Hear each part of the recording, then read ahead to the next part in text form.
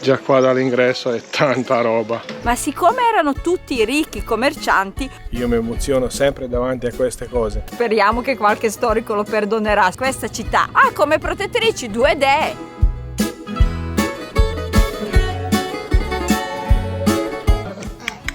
Wow! Abbiamo appena lasciato area sosta Val Pestum, direzione Parco Archeologico Pestum. Let's go to work, 'cause I'm tripping. Gotta work on myself. Comunque per circumnavigare, diciamo fare un giro attorno a tutto il sito archeologico ci sono diversi chilometri. Siamo usciti dal camper con la magliettina, poi abbiamo messo la felpa, poi sciarpa e alla fine antivento, e tutto questo nel giro di 3 minuti, perché purtroppo il tempo sta cambiando. Hanno annunciato, come abbiamo già detto 1000 volte, l'acqua per i prossimi 3-4 giorni, quindi a questo punto, visto che comunque abbiamo degli impegni, incominceremo a risalire verso Roma, ma prima andiamo a visitare già detta area archeologica. Una parte di area archeologica noi l'abbiamo già vista, perché abbiamo praticamente dormito davanti, l'abbiamo visto di sera ed era magnifico, quindi adesso non vediamo l'ora di vederla dal vivo. E sembra che all'ingresso c'è la coda.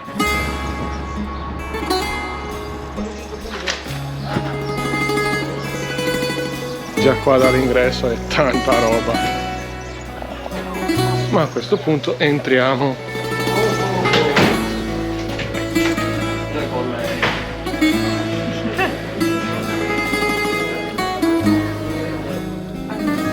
Ci troviamo nel sito archeologico di Pestum, antica Poseidonia, che con Agrigento e Atene ha templi più conservati al mondo. Adesso andiamo a vederli. Qua nei templi si può anche entrare.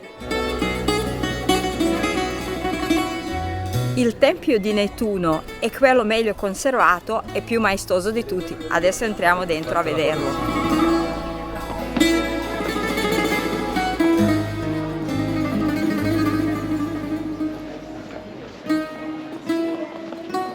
Quando abbiamo fatto il filmato di Trieste vi abbiamo raccontato come i nomi delle piazze cambiavano in base a chi vince la guerra. Infatti anche qua, questo quando è nato, quando è stato costruito, era il Tempio di Poseidone. Poi quando sono arrivati i Romani è diventato il Tempio di Nettuno.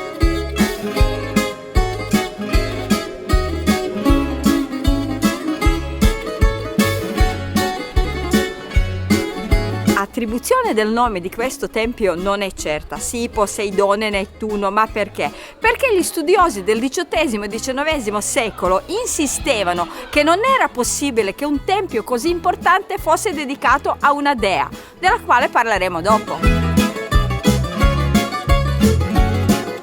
Ma per quanto riguarda nome e attribuzione sono i dati e supposizioni storiche, ma quello che a me interessa è quello che io mi immaginavo l'altra sera quando dormivamo a 50 metri da qui, e chi è che camminava qua, chi è che camminava su queste pietre, che cosa faceva, cosa si dicevano, come erano vestiti. Mi piacerebbe sapere veramente, veramente tanto. Se potessi tornare in questo spazio soltanto per 5 minuti per dare una sbirciatina.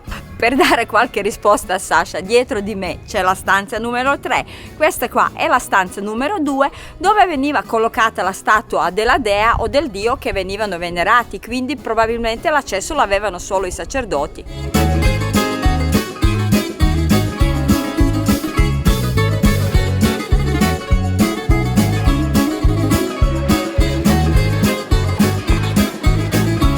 Camminare sulla storia fa un certo effetto ed è per questo che facciamo questo video. La statua dietro di me è la statua fatta da Mimo Paladino, è stata utilizzata la sabbia della spiaggia di Pestum, ma vi può sembrare fuori luogo, ma non lo è. Perché? Perché il Poseidone non era soltanto dio del mare, ma anche dio protettore dei cavalli. Una statua simile c'è anche al Vittoriale, Lago di Garda, di colore blu però, è magnifica.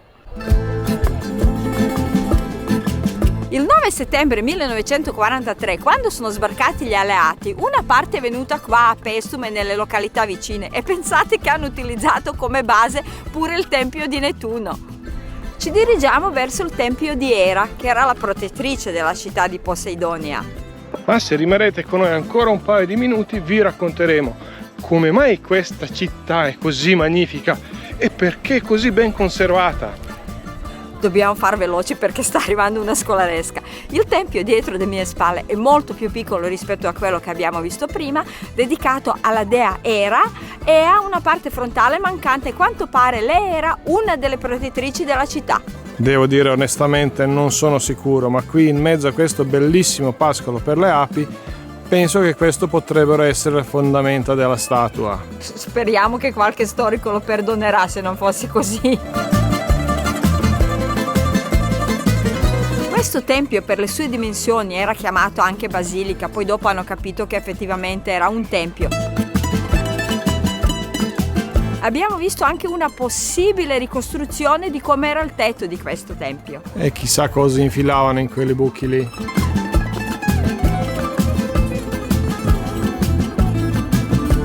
Le nostre spiegazioni ovviamente non sono a livello di quelle dei professori, ma le nostre emozioni nel stare qui e toccare queste pietre sono autentiche al 100%. E siamo davanti alla Porta di Giustizia, una delle 4 porte, e ai lati della porta c'è il condotto fognario che probabilmente finiva nel fossato che cingeva le mura. Non so se vi rendete conto, un condotto fognario 2500 anni fa, ci sono ancora tantissime parti della terra dove non esiste la fognatura.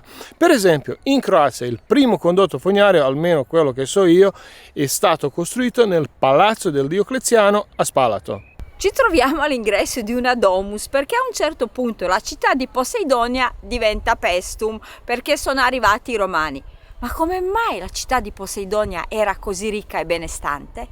Ancora durante il periodo greco, quindi quando era ancora Poseidonia, i cittadini di Sibari, i Sibariti, furono costretti a scappare dalla loro città, ma siccome erano tutti ricchi commercianti, una volta che sono venuti qua, possiamo dire, hanno investito in città e questa città è diventata una delle più belle e più ricche di quel periodo. Ora, non per fare il solito guasta storie, ma la storia sempre si ripete: quando uno ha soldi fugge, non è che se la spassa poi così tanto male. Però in questo caso dobbiamo ammetterlo, avevano buon gusto. Sono dentro una domus, ci sono anche a Santa Giulia a Brescia, ma non ci puoi camminare dentro. Qua c'è così erba così bella che si potrebbe quasi dormire giù per terra. Ma qui ci sono migliaia di metri quadri delle domus.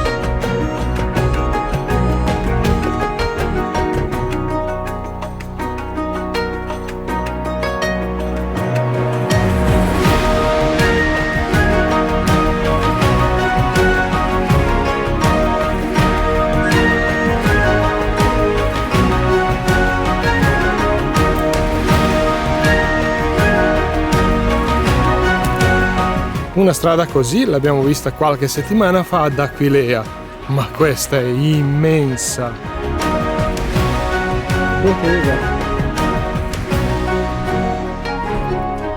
Direi che è tempo ideale per le terme. Andiamo!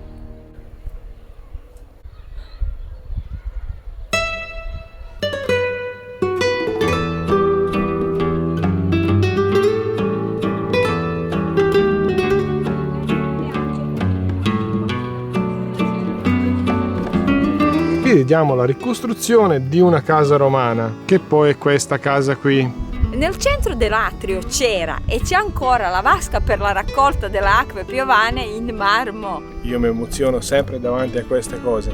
Pensate qua dove siamo, noi siamo a Paestum, ve lo voglio ricordare, perché qui d'estate fa un caldo tremendo. Immaginate quando c'è un po' di acqua qua, acqua piovana, i bambini cosa facevano? Ma chi li poteva fermare loro? Questa casa è veramente ben conservata, non soltanto si vedono le stanze e muri separatori, ma anche la scala che conduceva al primo piano. Poteva essere una cucina, un ripostiglio, ma anche un gabinetto. È una via!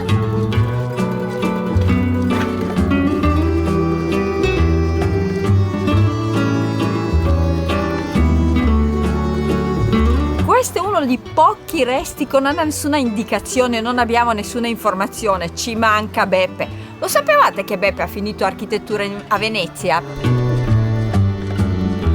Alla fine l'abbiamo trovata, era Basilica Romana. E questo è il magnifico ingresso di un negozio di alimentari, che oggi si direbbe supermercato.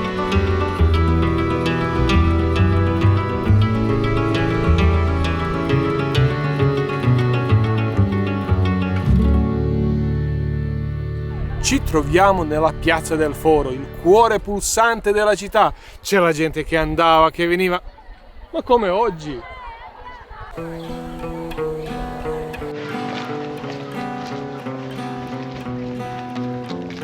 Siamo arrivati all'anfiteatro e sta incominciando a piovere, tanto per cambiare. Purtroppo mi sa che dovremo cambiare la videocamera, perché questa qua non supporta l'acqua.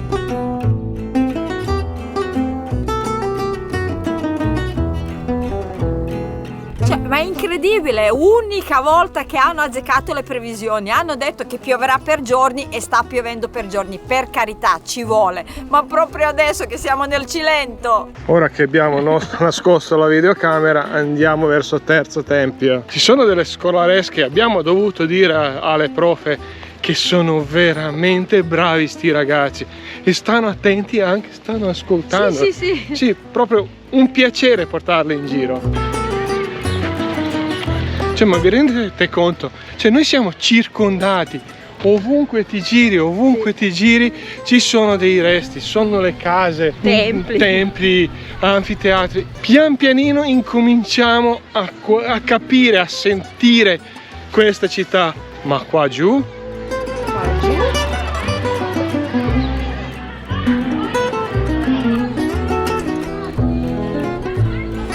Questo qua è Ecclesiasterion, insomma era il comune dove facevano le assemblee. Dietro di me è il Tempio di Atene, quello davanti a quale noi abbiamo dormito qualche notte fa. Non è visitabile come gli altri due, però c'è una cosa importante da dire. Non è strano che questa città è stata così ricca e prosperato così a lungo. Ha come protettrici due dee. Questa città come mai è rimasta così intatta?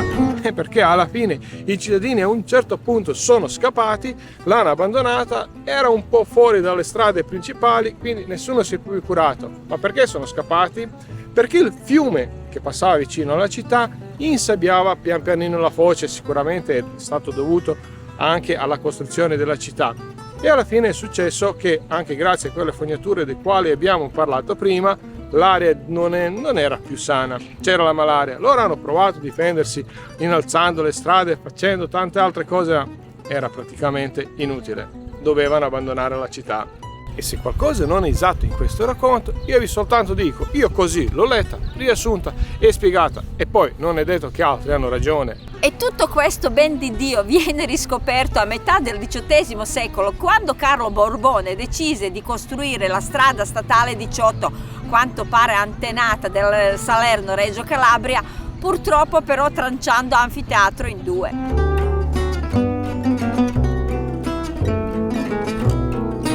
Visto che noi due non siamo Alberto e Angela, questa storia ve l'abbiamo raccontata a modo nostro. Mi raccomando, se venite qua nel Cilento visitatela perché merita assolutamente. Anche con tempo così. E ora noi proseguiamo nel nostro viaggio.